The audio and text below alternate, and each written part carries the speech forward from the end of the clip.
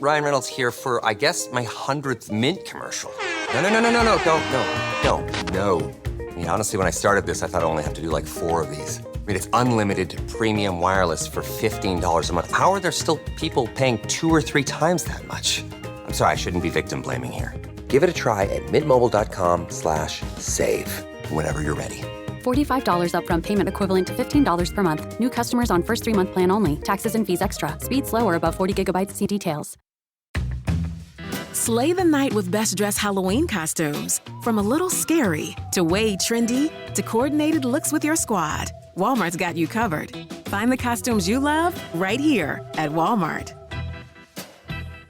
I went over and he had a bike inside the garage and he wouldn't start well. He said, oh, it's because it's cold and all that. It didn't start well. Why would you buy it?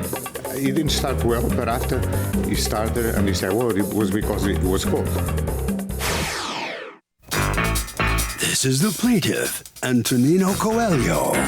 He says he purchased a motorcycle from the defendant, and the thing died after 70 miles of use. He found out the defendant used glue on the carburetor to cover a defect.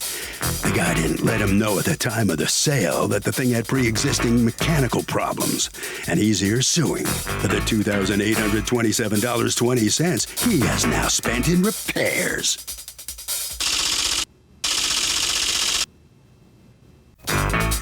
This is the defendant, Efren Gabriel Algurin. He says he sold the motorcycle to the plaintiff in the fall of 2021. And then 10 months later, the guy starts complaining about the bike not running right. He told him he never had any problems with it when he had it. He doesn't understand how he could possibly be responsible for repairing the thing 10 months after he sold it. And he thinks the judge will agree. He's accused of a cover-up. The defendant has filed a countersuit for $5,000 for defamation and harassment. All parties, please get ready. What you are about to witness is real. The participants are not actors. They are actual litigants with a case pending in civil court.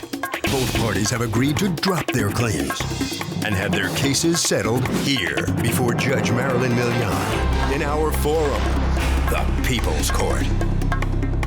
People's Court is now in session. The Honorable Judge Marilyn Milian is now presiding. Litigants have been sworn, Your Honor. Thank you, Douglas. You're welcome, Your Honor. Okay, Mr. Coelho, what happened? Your Honor, in December, I think about 12 or 13, 2021, I saw online a bike, and I liked it because I had a bike at home, but it was one of those bikes for kids, you know, even so I didn't drove it for about 3 years because it was not my style. So when I saw that one... What kind of bike was it? It was a Kawasaki 2003 Vulcan. Okay. I liked it, so I called the defendant, and I went to see the bike. How much was he asking for it? I'm sorry? How much was it? $4,500. $4,500? Yeah, he was asking $4,500. Okay. I went over, and he had a bike inside the garage, and he wouldn't start well. He said, well, it's because it's cold and all that. If it didn't start well, why would you buy it? It didn't start well, but after he started, and he said, well, it was because it was cold. Okay. So the bike started. Did you have a mechanic look at it before you bought it? No, I didn't. Okay, go on. No. Even though you had this big hint where it didn't start well? You know, usually I believe people, you know. And well, that's why you're a litigant. yeah, I know. That's silly. That's on you. Because when you're buying a used item, you know it's an as-is sale, right? I know, Your Honor. Okay. Unless you can prove that there's something deceptive he did. So let's hear what you're saying here. Okay. So I left and I told him that actually I had to see another bike, which was not true. I didn't have to see another bike. I went home and I was the day after, in the morning, he called me. He said, did you see the other bike? I said, no. Are you interested in the bike? And I said, well, I'll pass by later on today. And he told me the time. And I asked my girl, my lady, to go with me. And I said, well, I'm going to make a deal. I'm going to put $35, he wanted cash, so I put $3,500. So you were going to get $1,000 knocked off. Like a fourth of the price almost. I And so said, that's a well- pretty good deal. So you come to him, you offer him, this is what I've got, this is what I'll pay, and what does he say? Yeah, and I put $3,500 on my lady's purse, and I went there. I asked him to go for a ride on the bicycle, and he didn't start that, but he had it outside. But after, I guess he was running for a while, and after the bike was okay. Did you test drive it, or did he? I did. You did, okay. I went So for how long were you test driving it? about 15 minutes. I Okay, went so you just- liked what you saw. I liked And then it. what happened? Did you buy it for the $3,500? I came back. When did you buy it for the $3,500? I came back, and I said, listen, I'm going to give you $3,500 for it. All right. He said, So no. you bought it that day, and that day was what day? December in 2021. Yeah, the same. Okay, so when does the first problem arise? May. May. May. What happened between December and May? Oh, it was in my garage. It was in the garage. It was. You never test drove it again? The No, motorcycle no, you just no. bought and just test drove? You was- didn't ride it around? No, it was cold. Okay, It was so cold. it was cold when you were test driving it. It didn't stop you. Bundle up. But you also didn't drive it in March or February or No, April. no. Okay, so in May you drive it, and what happens? For 2 days. In the second day, I got stuck. Okay. The motorcycle went down. Okay. I took her home, and I sent them. How did you get it home? I pulled it. Actually, it was not far from my home when it went down, so I pulled her. It went down? Yeah, it wouldn't start. A wouldn't start. So were you at home when it wouldn't start? Or were you... No. I was getting almost home. Close You to were home. almost home and it stopped in the Stopped. middle of you driving it? Yeah, it just stopped. Okay. And I would start, it wouldn't go. It wouldn't go. Okay. So I sent them a text message, and I told them, listen. When do you get that text message? First contact I had with him was June 1st at 4:01 p.m. All right. So you send him a text, and what happens? What do you say? He didn't reply. Okay. So I kept the vehicle there, and I was thinking, I have to fix the bike. So I start calling a few guys, and nobody actually wanted to fix the bike because it will take 3 or 4 months.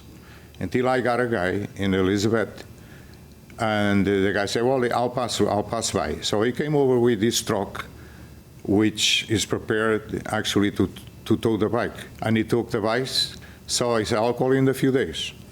So he called me, he said, you want to pass by? So I went there, and he said, listen, this bike is a mess. The motor has no pressure at all. So I'm going to have to open the bike and see what's wrong with it. But this, I think, I'll let you know, it's going to be a very expensive job. So he called me a few days after, and he said, listen, I cleaned the carburetor, and I advise you not to drive the bike. So you have a bill for $285. What do you want to do with it? And I said, well, open the motor and see what happened. And he said, listen, it's going to cost you up to $4,000. But I don't know, it could be less. So I left the bike there. I kept on texting him. And actually, I called his girlfriend. I thought it was his wife. And I passed by the house. And she told me a lot of negative things about him. Had they broken up already? Yeah. Okay, go A ahead. lot of bad things about him. She said, you know, I'm going to give you the phone number of his mother, his father, and his uncle. Well, that's kind of jerky. And But go ahead. I don't know if I sent a text to his uncle. I don't know, a text. Did you text his uncle? Did you text I his don't know. mother?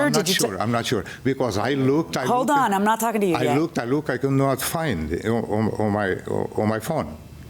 Okay. Just looking for him. Wait, well, what did you do? Did you text his relatives in order to complain about him? What did you do? No. I just want to talk to him. I don't know, but I am not sure if I sent it because I could not find it. Did you ever end up paying to fix a motorcycle? Yes, I paid. You ended up paying how much? $2,827.20? No, Your Honor. The bill was actually $285 plus $2,700 and something. And the guy wanted cash, so I made a deal with him, $2,800. Okay, so, and that's what you're suing for here today because you feel that a bike that you bought from him 6 months earlier, he should have to pay for the repairs on it. The bike was a mess, you know. Right, yeah, I'm sure it was. But the question isn't, was the bike a mess? The question is, when you buy the bike, if you had spotted these problems the next day, why would he have to pay for them? Because you bought it as is. So in your complaint, you say there was glue hiding something on the motor, and he rolled back the mileage. Where did you get that from? Was actually the guy that fixed the bike. Actually, you have a picture of two little broken things that actually were glued to hold up something there, so the bike would run. That's what he told me. The guy, you have something, two little things there.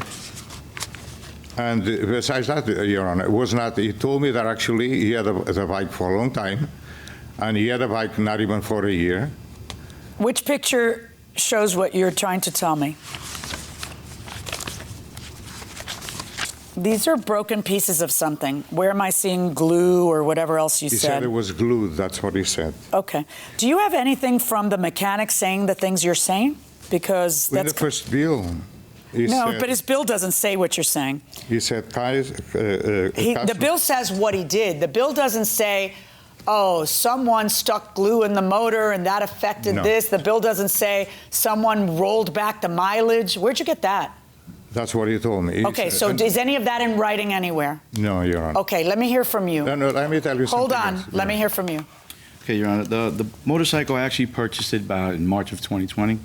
I rode it March, April, May, June, July, August, September, October, all the way up until November. It was cold, but had a bunch of buddies that I ride with, so I was riding. During that time, me and my ex-girlfriend was a toxic relationship. We were going through stuff. So I needed the money for the motorcycle. The motorcycle drove from Linden, New Jersey to Cape May twice in that span. And the day he came to the house was December 12th at 2:11 p.m. And if 2021. Correct, 2021. If you could hear the motorcycle when I started it, because it didn't start because it didn't have gas.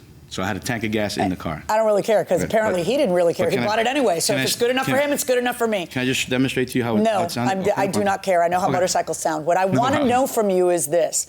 Did you ever glue a motor? Did you know about a glued motor or glued pieces of the motor or glue? Did you know anything about glue in there? No, Your Honor. I bought the motorcycle. And did you ever roll back the mileage? Your Honor, no.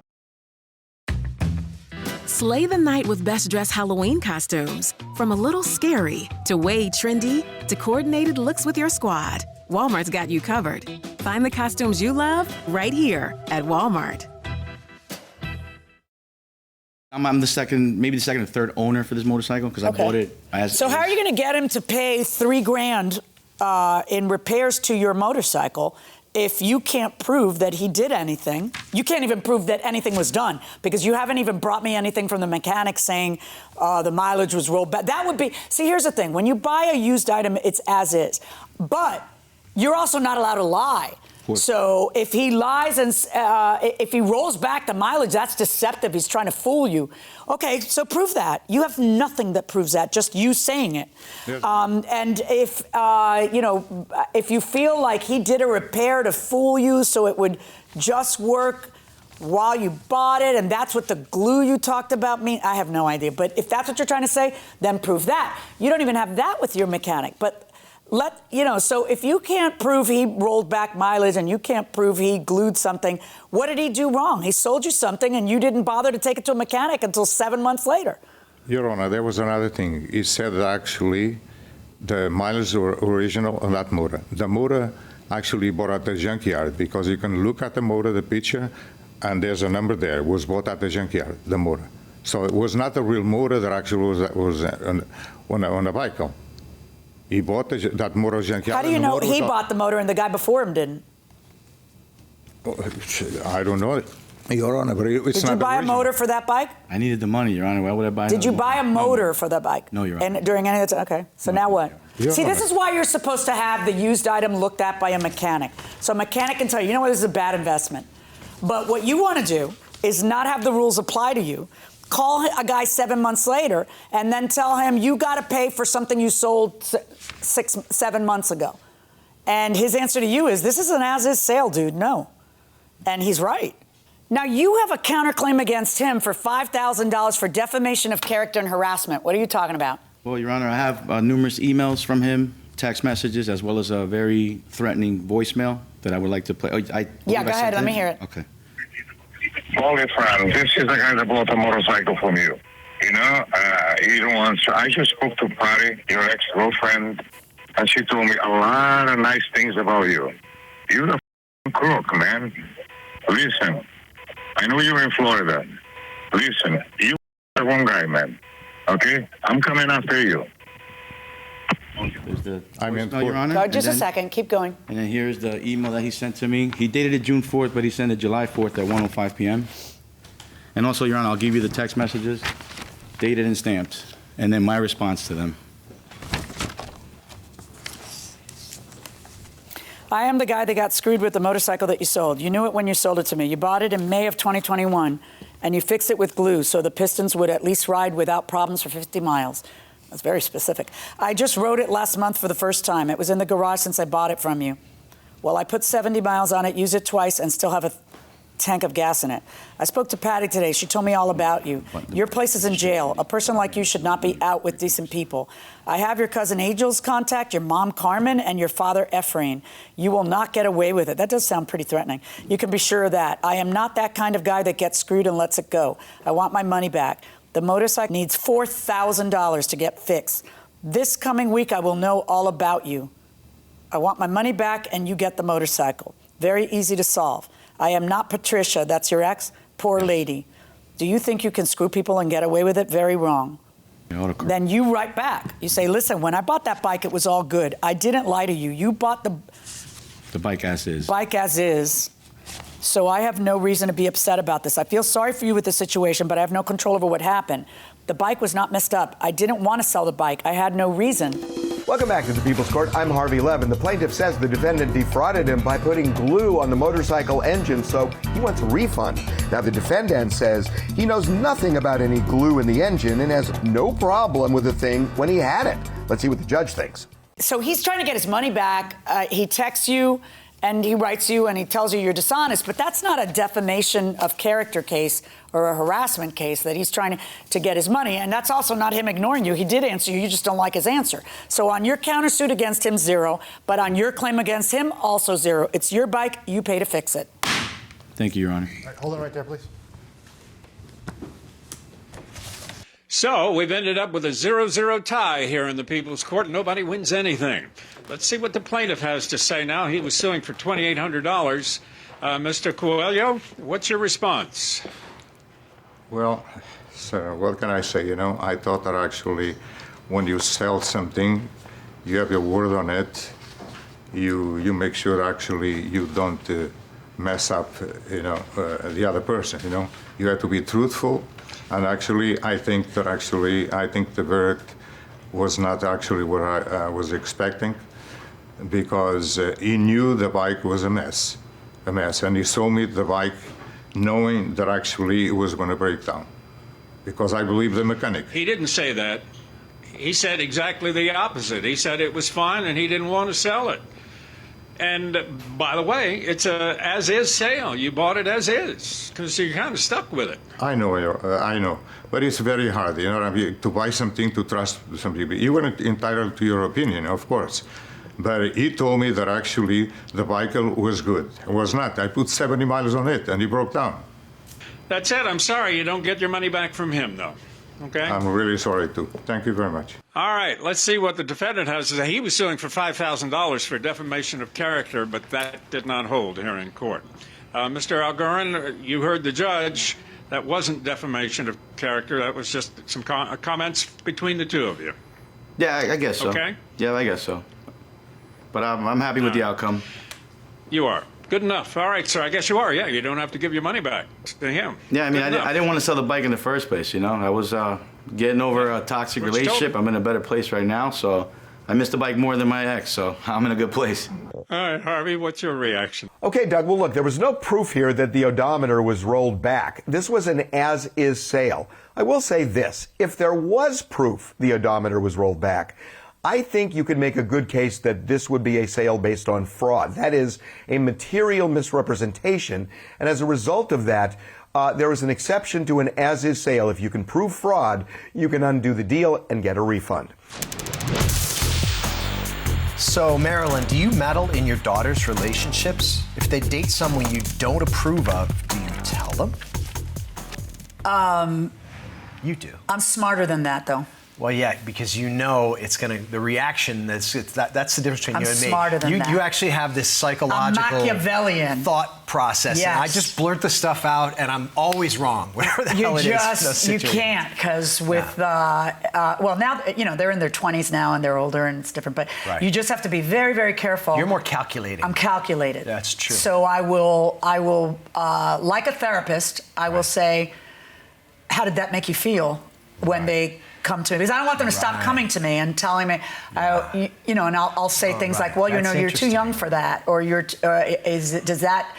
you think that that's okay? I'll just make them think about it so they come to the conclusion on their own. But honestly, my daughters have all picked well. I've never, I don't have boys, so the minute a boy starts hanging out at my house, I'm so excited. They play rough with Sammy, they lift heavy things, they help you. That's true. I'm just so excited to have a boy in my house that I love them all. That's true. Well, you got a boy in your house. Well, one that'll get up and do things. when they're supposed to? One who doesn't say, I got my best guy on it, and keep reading, What I'm drawing from this, though, in our relationship with daughters is I just come right out with whatever it is. You're kind of manipulative. Well, devious. I also don't think, I think you're a nice guy and you don't come out with anything. I don't think that you really have ever said to the kids, I don't like that guy. That's never happened. You think? I've said that about things that the guys have done that I didn't like. Yes, that's definitely true. Yeah, you're right. That's definitely true. I haven't said, that guy's a so-and-so. No, you would never say that. But yes, I am Machiavellian. Yes, I'm completely guilty as charged. Yes, absolutely. Yeah. Somebody's got to keep them all on the straight and narrow. Exactly, and that's you. Yeah.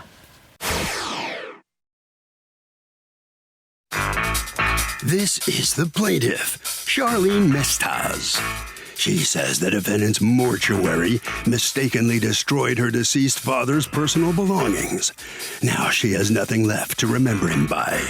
The defendant made a grave mistake and cremated her father's favorite shirt, jeans, underwear, and socks, items that were supposed to be returned to her. An error like this should never happen, and she's here seeking justice in the amount of $10,000, the money she says she surely owed.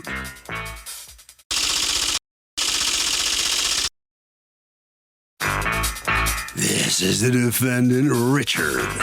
He admits making a terrible mistake regarding the cremation of the plaintiff's father and offered her $500, the approximate cost of the destroyed clothing.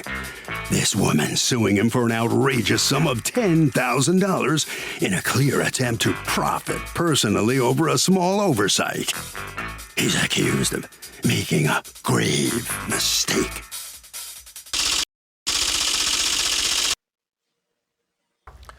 All parties, please hit your right hand. Welcome back to the People's Court. Next case on the docket. The plaintiff is just grieving, says that she had her father cremated and the funeral home accidentally burned all of his clothing, and that's all she had to remember him by. She wants $10,000 for that. Now, the defendant says that they feel like the woman is taking advantage of an unfortunate mistake. It's the case of grave injustice. Thank you, Douglas. You're welcome. Okay, Ms. Mestaz, you are suing Mr. Richard's mortuary company for $10,000 that you say he should pay you because they made a mistake and rather than returning the clothes your father had on at the time of cremation, they burned the clothes with him. All right, tell me what happened.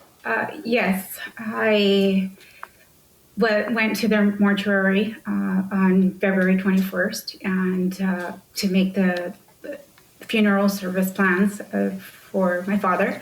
At that time, I advised them that it meant a lot to me for the clothes to be returned to me because all his belongings were separated from my brothers and sisters. And do you mean divided between your brothers and sisters? Okay, go on. Yes. They gave me the honor of choosing his clothing, and those clothing, that was going to be returned to me. That was the one item that I asked my siblings if I could keep, and we all agreed. And so when I went in, those are the clothing that he wore, and I asked to return. What was the clothing? It was his favorite shirt. Which was what kind of a shirt?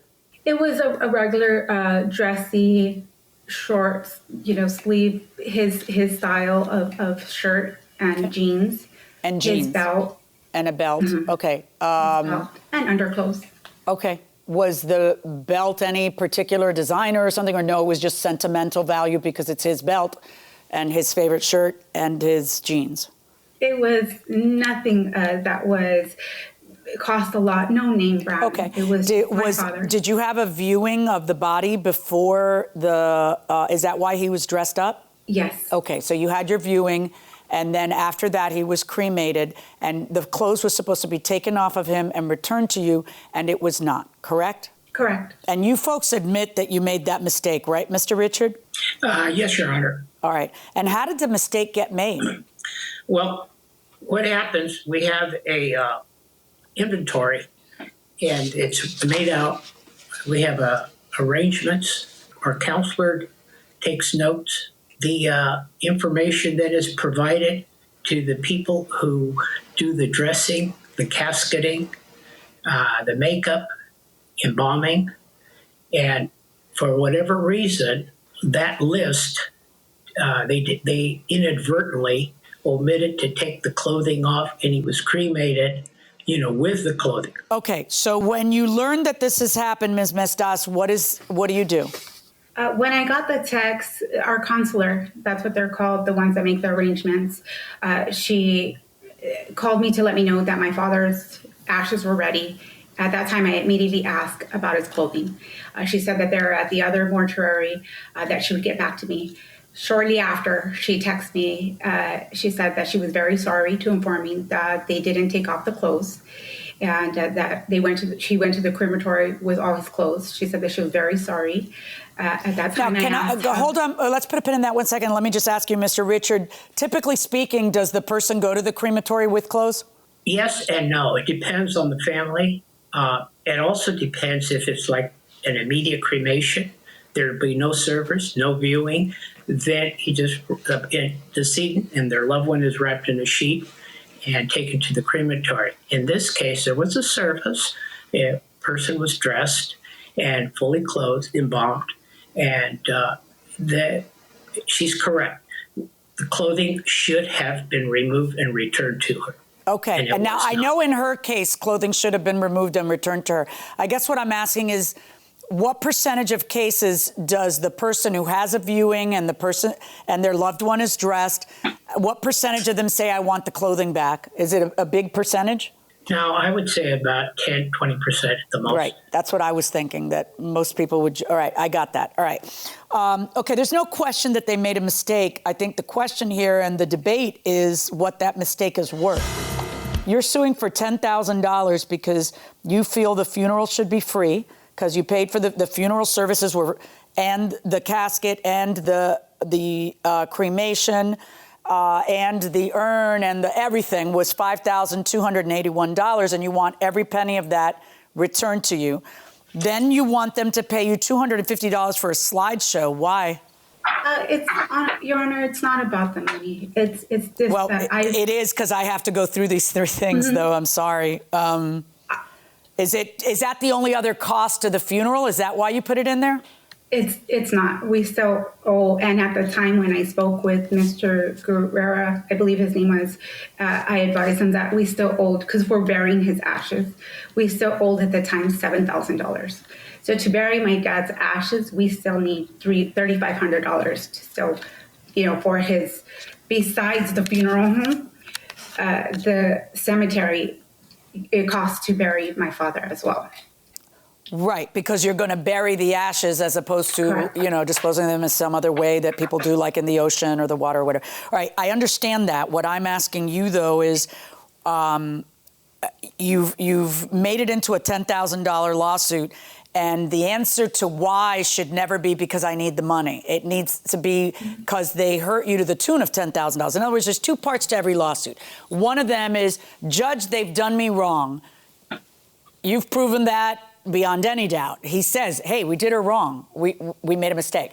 All right. The second part of a lawsuit, though, is, and I have been damaged to the tune of X. Mm-hmm. Okay? They offered you $500 for a shirt, a belt, and pants. And you said, that's not enough. I want what? Well, I felt that was an insult, because they cannot give me back my dad's personal clothes. Where did his other the rest of his clothing went to your siblings, right? Mm-hmm. Okay. Yeah, I hope separate. this has nothing to do with the case, but I hope your siblings, if keeping a piece of his clothing is something meaningful to you, I hope that your siblings have given you some of his clothing so that you can it can be meaningful for you. It was, they're still fighting with each other over a sweater. Over clothes? Over a sweater? So, a sweater. Oh my God. So it meant because my dad didn't have much. So what we did have, Well, it meant a lot. your dad would be very upset if he thought people were fighting over a sweater. Believe me. Yeah. I know. All right. Here's where we are. In virtually every state, the thing you would be entitled to would be the value of the clothing, period, the value of the clothing, because that's what was taken from you. And the value of the clothing is a very small amount, right? Because it's just a shirt and jeans. In your state of California, God bless the great state of California, they decide, unlike most states, that you can put a value on passion. You can put a value on sentimental meaning for someone.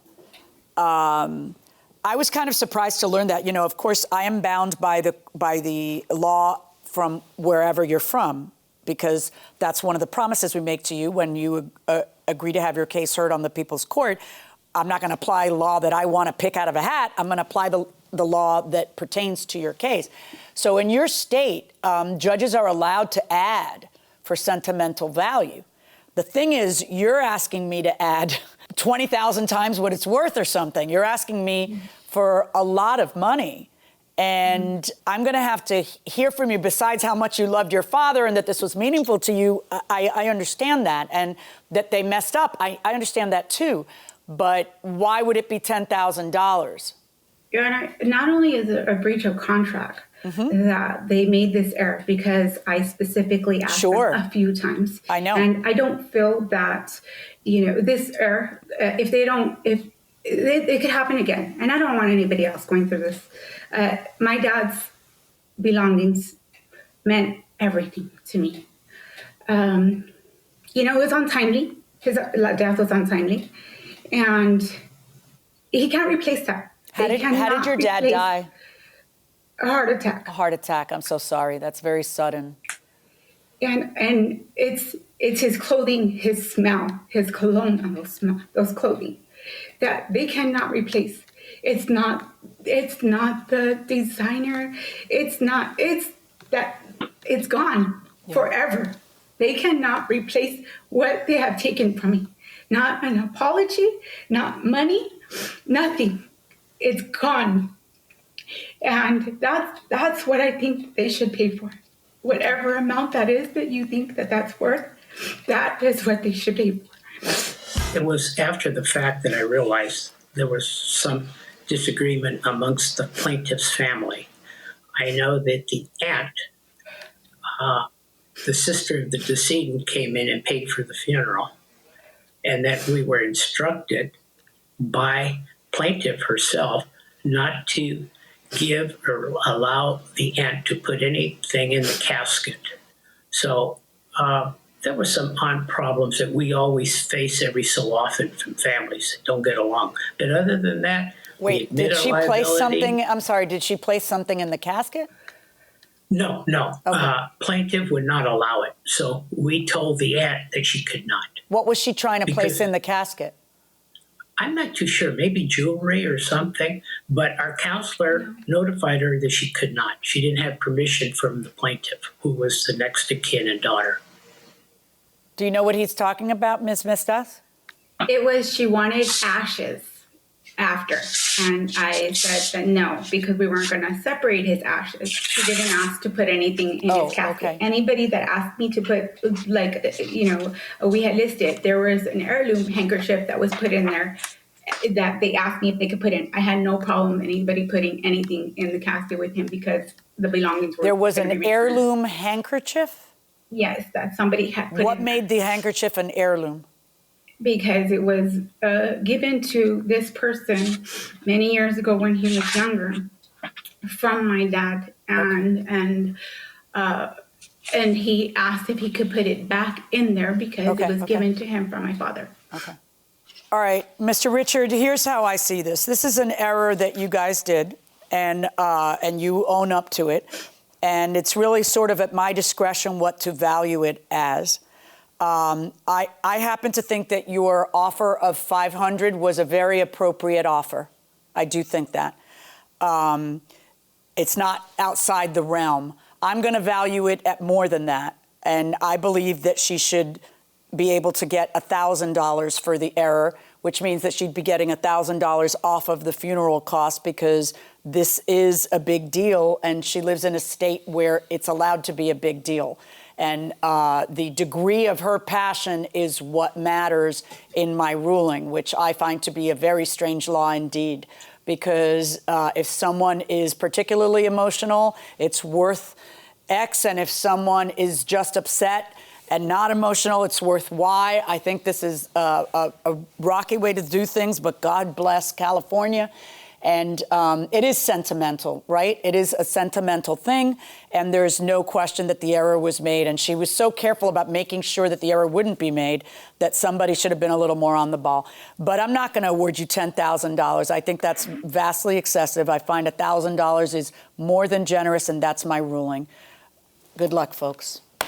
Thank you. And I'm sorry for your loss, darling. Thank you, Your Honor. So in this rather emotional case, the plaintiff does prevail. She's only getting $1,000 from the defendant, not $10,000 that she sought.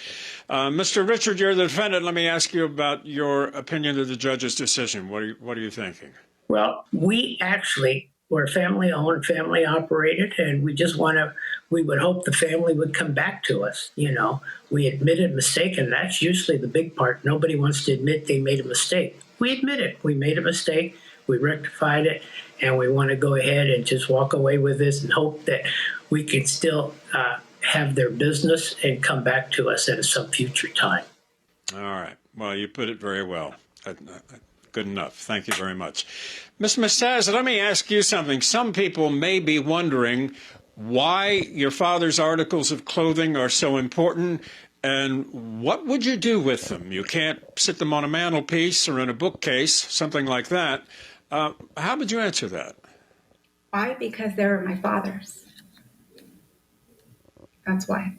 And it's something that I could keep forever, whether it's in the closet or whether I were to hang it in the mantle. That's up to me. But that's something that I was going to keep forever of my dad's. All right. Well, I know it's a very emotional issue for you. We all understand, and I'm sorry this happened. But you're going to get $1,000. How about that? What's your reaction to that? You sued for $10,000. You know, you upset I'm about blessed that? To get anything. I mean, it wasn't about the money. It was that, that was a huge error, and I wanted to prevent it from happening to anybody else, and. Again, it wasn't about the money. Any money that is received is a blessing. All right. Well, as you know, the defendant did admit it was a mistake on their part, and obviously they're very sorry as well. All right. Thank you very much. That'll bring this case to a close. Harvey, what do you think? Thank you. Well, Doug, here's one thing you should think about. These funeral homes are licensed by the state they're in. And you can go to the licensing board, file a complaint, and sometimes that's enough of a pressure point to get what you're after. You're not going to get $10,000 in this case, but maybe you would get $1,000 without having to spend the time and money going to court. I have some tall pine trees on my property in Asheville, North Carolina, next to a neighbor's house. If the trees are alive and fall on their house, would I be responsible for the damage? You are only responsible for that damage if the tree was diseased and you knew or should have known that it was diseased. Right. If it's something inside of it that caused it to splinter off, you're not. And if it's a storm, an earthquake, you're not responsible. So it's only if you know the tree is diseased and a diseased tree, that can happen. A branch can fall off. That you would be responsible. So you need to know your trees are healthy. Right. But you don't alive isn't the question. Healthy. Right. Healthy to the naked eye, because you don't have to examine. You don't have to go inside each tree and test it. It's just healthy to the naked eye. By the way, remember those giant pine trees that we saw in California that were dropping pine cones that look like pineapples. Yes. Those things would hurt you. Oh, They hit sure. You in the head. I remember sure. picking them up off the ground. To say nothing of what a branch would do. Right. And Asheville, North Carolina is a beautiful place. Beautiful. And they do have a pinball museum in Asheville. Oh, thank God. I was so worried about that. That's a place we have to I was visit. thinking of little else. All right. Yeah. Okay. That's going to do it for us now, and we will see you in the next session of the People's Court.